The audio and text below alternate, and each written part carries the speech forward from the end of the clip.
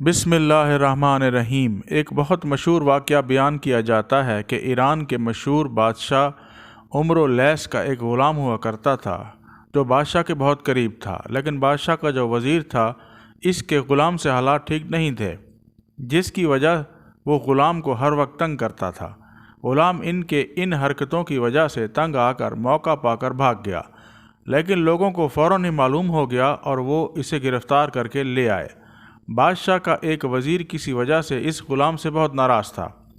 غلام کے بھاگنے اور گرفتار ہو کر آنے کا حال معلوم ہوا تو اس وزیر نے بادشاہ کو مشورہ دیا کہ اس گستاخ غلام کو فوراً قتل کروا دینا چاہیے۔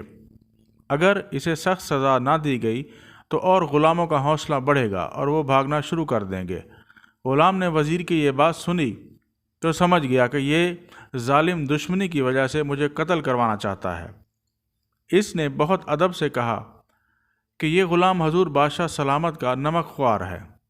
بے شک مجھ سے ایک گناہ ہوا ہے، لیکن میرے دل سے حضور کی خیر خواہی اور محبت کم نہیں ہوئی، اور محبت اور خیر خواہی کی وجہ سے یہ عرض کرنے پر مجبور ہوں کہ مجھے قتل کرا کے حضور میرا خون ناحق اپنی گردن پر نہ لیں۔ ایسا نہ ہو کہ جب قیامت کے دن میرے قتل کے بارے میں پوچھا جائے تو حضور جواب نہ دے سکے۔ اگر مجھے قتل ہی کرانا چاہتے ہیں تو پہلے اس کا جواز پیدا کر لیں۔ بادشاہ نے سوال کیا، وہ کیسے ہو سکتا ہے؟ غلام فوراً بولا کہ حضور اجازت دیں تو میں اس وزیر کو قتل کر دوں اور پھر اس گناہ میں حضور مجھے قتل کر دیں۔ غلام کی یہ بات سن کر بادشاہ کو ہنسی آ گئی۔